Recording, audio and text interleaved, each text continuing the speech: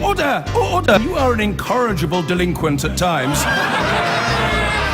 Behave yourself, man!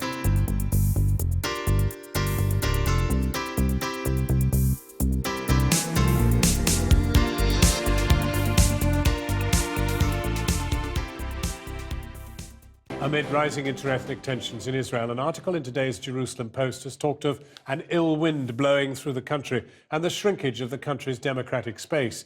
Such tensions have been further stirred by the banning from the state schools of a novel about a love affair between a Jewish woman and a Palestinian man.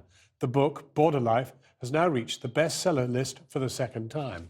We'll be talking to its author, Dorit Rabinian, in just a moment. But first, a look at the controversies surrounding her book, and some viewers may find images in this report distressing.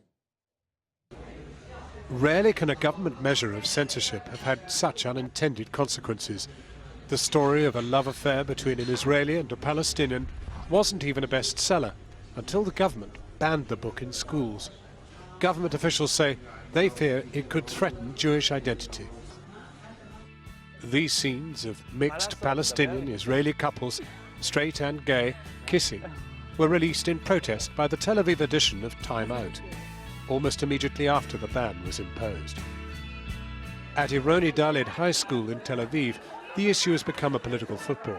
Some teachers at the school saying it's important to stand up to the government and allow the students to read the book.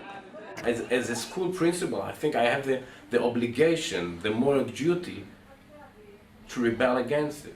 I think this is my obligation, and should the Ministry of Education decide to dismiss me from my duties afterwards, I will accept it. A book should not be banned in any reason from the educational list. I honestly think it's racist. I think it's dangerous. It can quickly turn into something way worse than just one book banned.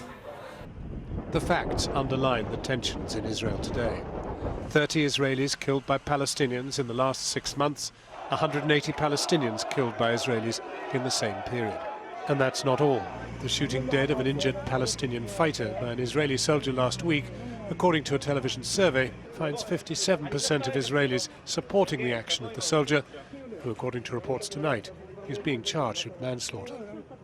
Well, since reports of the book being banned in schools, the Education Ministry has appeared to row back from that position, saying the book had not been disqualified, but merely not included among the books studied in the high school programme. Border Life's writer Dorit Rabinian joins us now live from Tel Aviv, and I should warn you there is an awful delay on the line.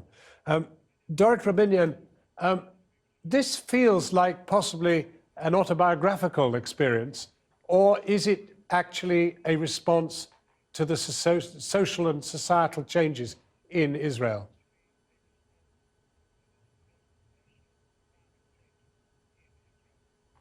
I'm using autobiographical details to emphasize a fiction artwork in every book I write. It's the experience that I'm using to inflame my imagination. And it took me 6 years to write this novel. Its power, it's for being delicate and for being precise, for being gentle. I never thought this work of mine would ever provoke such a scandal. This is not a scandal material, as it happened to be. Do you understand the misgivings that the authorities have, given that in the end the Jewish state is about preserving the Jewish race as much as any other issue? I mean, that it was about the survival of Jewry that Israel was founded.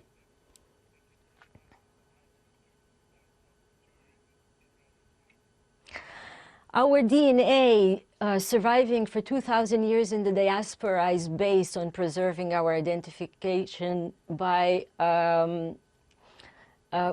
preserving the race, and being a sovereignty now, having our own state, we're free and privileged to have freedom above all the privileges that we have having a state and having our own regime. So in a sense, does society, language, yeah, in a sense, does your religion, book, does your but book, we live in a neighborhood. This neighborhood is yeah. Does your book, therefore, in a way, justify Sorry. does it justify the issue of intermarriage? After all, there are only 20 intermarriages a year in Israel.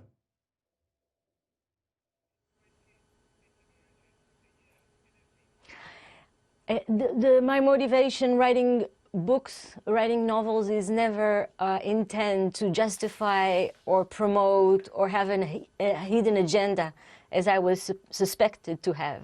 I'm a storyteller. I write the experience of being a human being, and I never aimed to justify or maybe promote any idea except for the story itself. What a reader would find in it, it is on his own responsibility. Dorit Rabinian, thank you very much indeed for joining us. Thank you very much.